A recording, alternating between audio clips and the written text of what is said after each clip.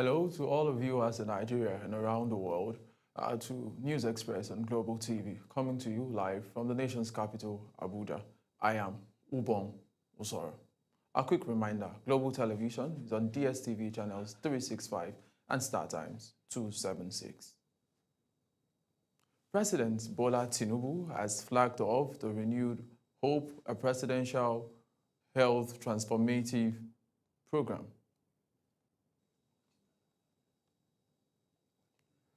The President Bola Tinubu, flagged off the initiative in Abuja.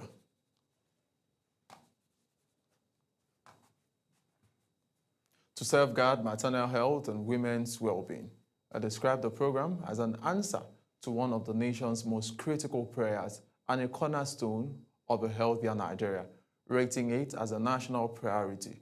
Speaking during the launch gala and awards at the State House in Abuja, President Tinubu, who was represented by Vice President Kashim Shettima, noted that women's health is fundamental to Nigeria's development trajectory.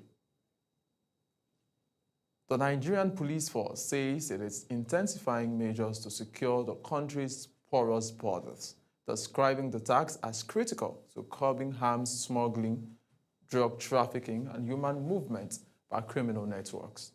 Inspector General of Police Kayode Ebetokun made this known at a strategic meeting with commanders of Border Patrol base in Abuja. Security correspondent Kiko Lomo Okere has more.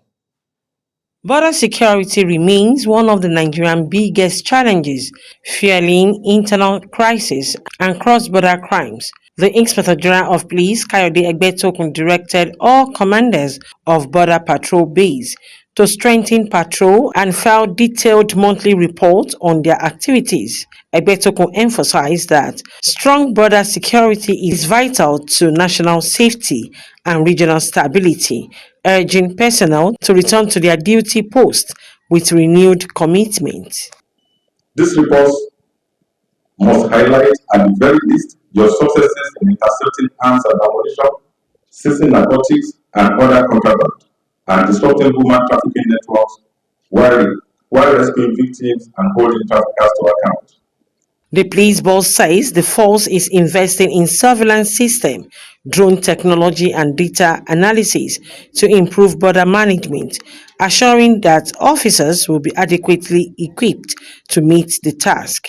We already invested in surveillance systems, drone technologies, and all of data analytics, and all of that.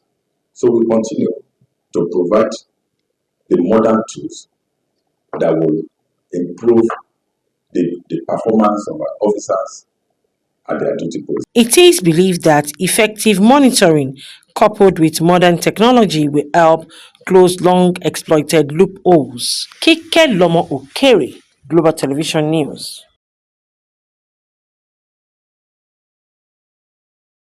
The Commissioner of Police, Federal Capital Territory Command, Ajo Adewale, says tackling insecurity requires more than policing, noting that it demands cultural reawakening and community-driven solutions.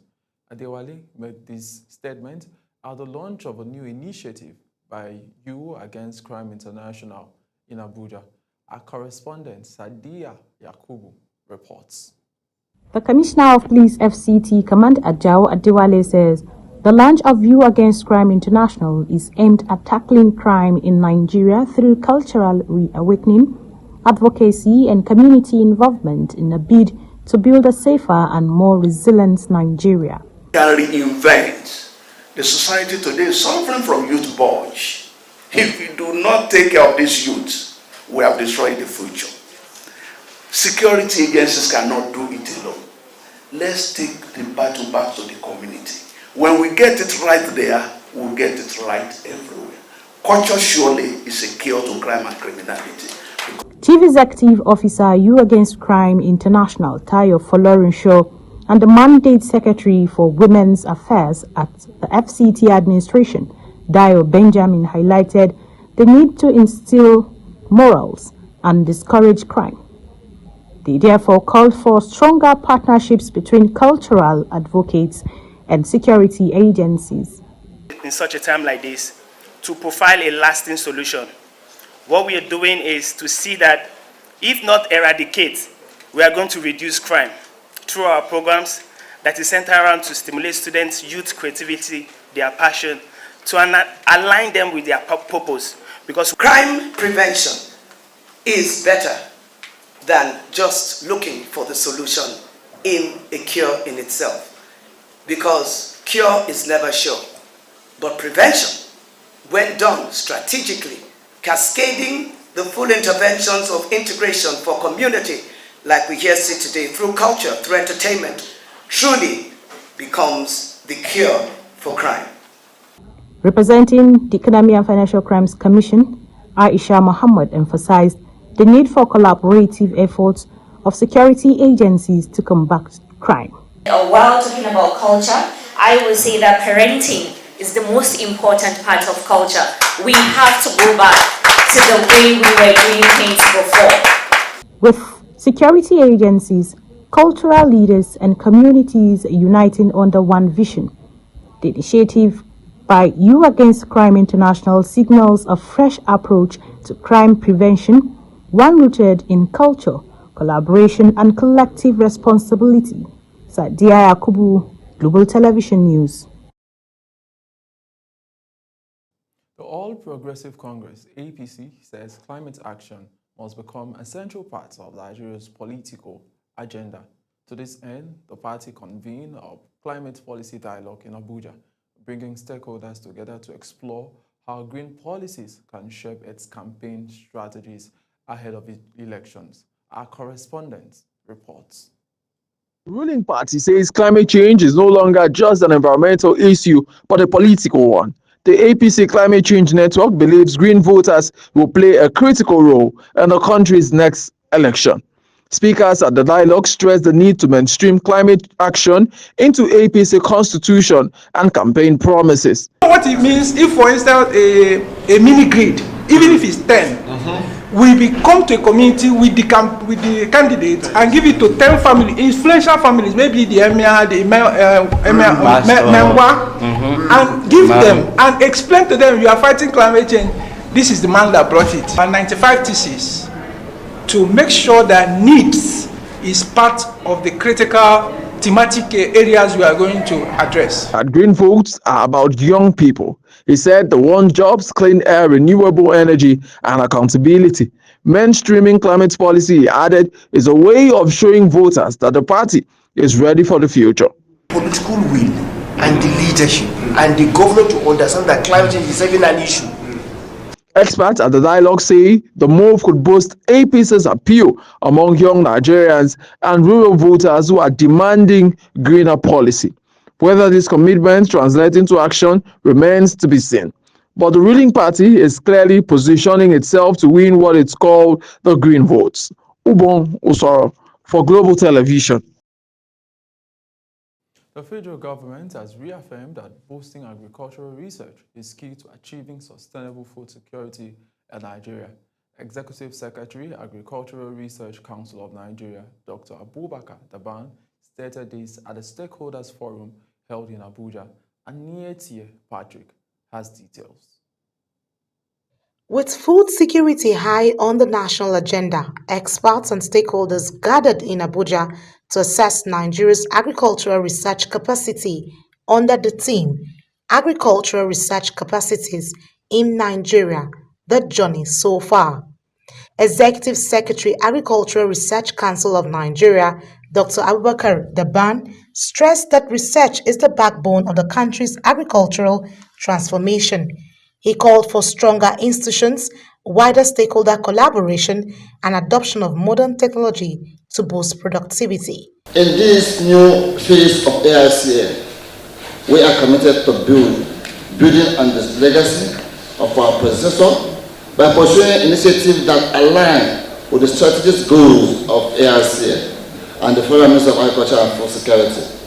The Director of Planning, Research and Statistics, Dr. Shuaibu Madugo, and other stakeholders highlighted the evolution of research institutes and their impact on national food security. Infrastructural capabilities, well, as you can see, we have several several infrastructural growth over the years, including establishment of ISO certified laboratories. The discussions at the forum are expected to provide useful insights to achieving sustainable food security. Anie Patrick, reporting for Global TV. Reports by the World Health Organization says more than 720 people die annually through suicide worldwide, with devastating and far-reaching impact on families, friends, workplaces, and communities. This highlights the urgent need for prevention, support, and systemic change. As the world celebrates Suicide Prevention Day, our correspondent, Zaura Nazir, takes a look at the situation and files in this report. The day aims to raise awareness about suicide, promote understanding, and inspire action to create a safer and more supportive environment for everyone. World Suicide Prevention Day was first celebrated in 2003 to create awareness on the consequences of this social menace. It is observed on the 10th of September every year in order to come up with more avenues to tackle the problem across the globe. The International Association for Suicide Prevention collaborates with the World Health Organization and the World Federation for Mental Health to host World Suicide Prevention Day. In an exclusive interview with Global Television, a consultant psychiatrist with Federal Medical Center Abuja, Dr. Garba Itofa Yahaya, listed depression, drug abuse, and anxiety disorder among factors that lead people to commit suicide. Factors that might make an individual contemplate or decide to take their life is multifactorial. Yes, it's multifactorial. So having a mental illness like depression is a factor. Another mental illness that might predispose individuals to having to committing suicide is schizophrenia, which is a severe mental illness in itself. Okay. Then again, we have bipolar disorders, in which we have mania and depression occurring at different times, in between which you have a normal mood for the individual. Then again, use of substances, alcohol, addiction to maybe heroin, cocaine, and all that, especially when they are withdrawing from its use, it can drive some individuals to committing suicide. Then again, anxiety disorders. Dr. Garba also explained measures to prevent suicide among individuals. We should not sensationalize the issue of suicide. Don't glorify it. Because there's nothing of glory in that act in itself. All right. So another thing again is for us as individuals and as a community or society to be empathetic. We should empathize with what each and every one of us is going through at this moment. Because of this economic hardship that's going on, a lot of people are going through a lot of pressure. So the mere fact of checking on one another, you've not seen Mr. A or Mrs. B for some time. Okay, let me find out. You are in a WhatsApp group, all of a sudden someone who was very active becomes silent and nobody is saying anything. Nobody is asking. The person might be there, watching posts, but because nobody, and he's not posting and nobody is asking, he might like, oh, that means I'm not of any use. The theme for the 2025 World Suicide Prevention Day is changing the narrative on suicide. Zahra Nasser, reporting for Global TV News. Minister of State for Agriculture and Food Security, Sabi Abdullahi, has urged journalists covering the National Assembly to exercise caution and accuracy in their reportage to avoid misleading the public. The minister gave the advice at a one-day capacity building workshop on parliamentary reporting in Abuja. Here is Topsy Gimba's reports. Speaking at the capacity building workshop on parliamentary reporting organized by the Senate Press Corps in Abuja, the Minister of State for Agriculture and Food Security, Senator Sabi Abdullahi, emphasized that the parliamentary reporting is a specialized bit requiring intellectual depth and responsibility. He maintained that the legislature remains the hallmark of democratic governance and enjoined reporters to play their role, strengthen the institution rather than undermining it. His vision is for us to have food sovereignty. Within the ambit of food security, you go for food sovereignty, which means you are sufficiently producing your commodities or your produce yourself, and you are making it available for your citizens in an affordable level and accessible at the same time. Also, addressing participants, the Presidential Liaison Officer on National Assembly Matters, Senator Dr. Ita Ennang, encouraged journalists to familiarize themselves with legislative processes through the National Institute for Legislative and Democratic Studies in order to enhance accuracy. Reporting has been the penchant for the media to give less attention to bills and legislative measures, but rather focus on soft side of the news from the legislature. Even when the least attention is given to a legislative measure, it is the soft, of course, and indeed the least relevant measure to the bills under consideration. In his remarks, the chairman of the Senate Committee on Media and Public Affairs, Yemi Adaramudu, highlighted the media's critical role in national development. By creating a platform for dialogue, reflection and training, we are not only strengthening the quality of journalism, but also enriching our democracy. On behalf of the Nigerian Senate, I assure you of our continued support and partnership initiatives that enhance openness, accountability, and professionalism in the coverage of legislative works. Earlier, Chairman of the Senate Press Corps, Tai Odowale, commended the resource persons for their insights while urging members of the press to sharpen their skills in legislative reporting.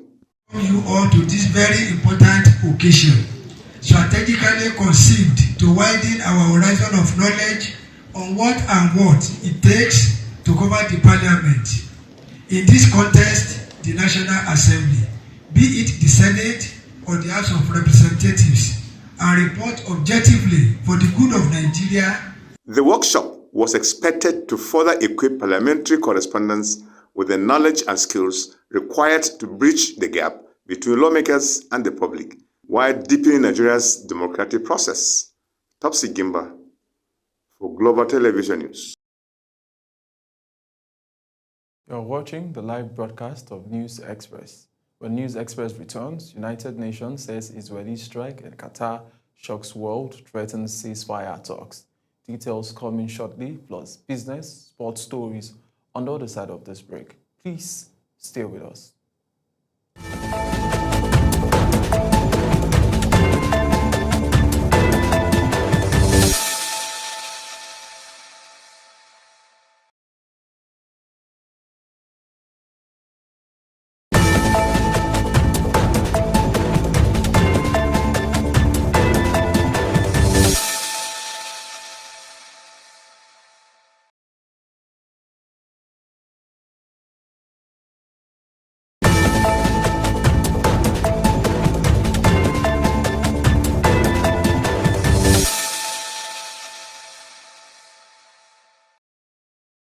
President of the Defense and Police Wives Association, Ogoho Musa, has called on members of the Defense Non-Commissioned Officers Wives Association to embrace empowerment through parenting, entrepreneurship, and self-care. She met Okowa declaring open a personal development training in Abuja. Defense correspondent Kike Lomo Okere completes the story. Addressing participants, President Defense Police Officers Wives Association Ogogo Musa says the theme of the training, balancing intentional parenting, entrepreneurial and personal well-being, reflects the daily reality of women as wives, mothers and pillar of strength. She explained that the POA remains committed to supporting DENCOA, stressing that empowering non-commissioned officers' wives strengthen families and by extension the armed forces community. Care is not selfish. It is survival. It is strength. If we don't take care of ourselves, we'll be able to take care of people around us. She emphasized that parenting, entrepreneurship, and self-care are not competing demands, but interconnected responsibility, urging participants to prioritize their well-being as a foundation for family and business growth. Some complaints here and there, and we had to put up this program so that they can come and learn firsthand. And as you can see, you see that they are very happy because this opportunity was given to them. Because you cannot pour from an empty cup. So we need to fill the cup and for them to be able to, perform their daily activity optimally. to be expected of my members after these lectures. Like those, I still can hear some of them say they've not started business. But after this, they will start business. And to those that have existing business, they will know how to expand. The training is expected to provide practical strategies to help participants balance the demand of motherhood, business, and personal development. Kike Lomo Okeri, Global Television News. Official data has shown that Britain's economy stagnated in July, dealing another blow to the Labour government at the end of a turbulent week for Prime Minister Keir Starmer. Office for National Statistics said in a statement that gross domestic product flattened in the month following output of 0.4% in June. The government has suffered two high-profile departures in the past week. Firstly, Starmer's deputy Angela Rayner, who resigned for underpaying a property tax. On the foreign scene, the United Nations High Commissioner for Human Rights Volker Turk has voiced alarm at escalating violence in Nepal, where youth protesters set fire to parliament after a brutal police crackdown that left at least 19 people dead. Speaking in a video statement, Turk made clear that dialogue is the best way only to address the concerns of the Nepalese people. Uyi Agbomofugegbe completes the story. Ghana has confirmed that it will accept West African nationals deported from the United States as part of Washington's immigration crackdown. Ghanaian President John Mahama stated this at a press conference in Accra. Mukhtar Kasim completes the story. President John Mahama told reporters in Accra that the United States approached his government to take in third-party nationals from the region, and Ghana agreed. He said a first batch of 14 deportees had already arrived, including several Nigerians and one Gambian. The arrangement, Mahama explained, aligns with the ECOWAS Free Movement Protocol, which allows citizens of a member state to enter and reside in neighboring countries. We were approached by the U.S. to accept third-party nationals who were being removed from the U.S. And we agreed with them that West African nationals, were acceptable because all our fellow West Africans don't need a visa to come to our country. So if they decided to travel from U.S. to Accra, they don't need a visa anyway. So if you're bringing our colleague West Africans back, that's okay. And so I think that agreement has been activated, and a first batch of 14 nationals came. Several of them were Nigerian brothers. Ghana's decision makes it the latest African nation to cooperate with the United States deportation policy, following similar agreements with Rwanda, Eswatini, and South Sudan. Mukhtar Kasim, reporting for Global Television News.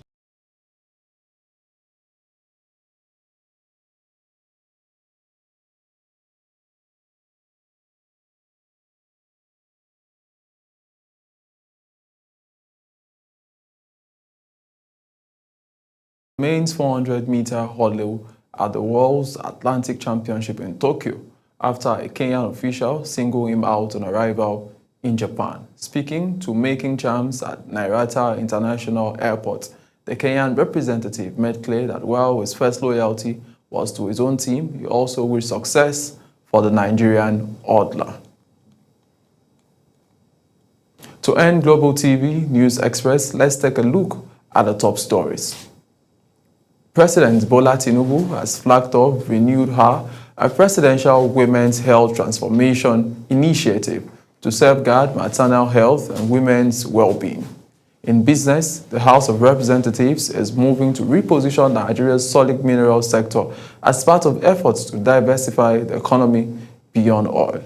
On the foreign scene, Israeli attack on Qatar potentially opens a new chapter in the Gaza's conflict. In sports, Nigeria's Ezekiel Nathaniel has backed the win a medal in the men's 400-meter hurdle at the World's Athletics Championship in Tokyo after a Kenyan official singled him out on arrival in Japan. That's it on News Express. A quick reminder, Global Television is on DSTV channels 365 and star times 276. Kindly follow us across all social media platforms now showing on your screen using @GlobalTV NG. My name is Ubong Usaro. Bye for now.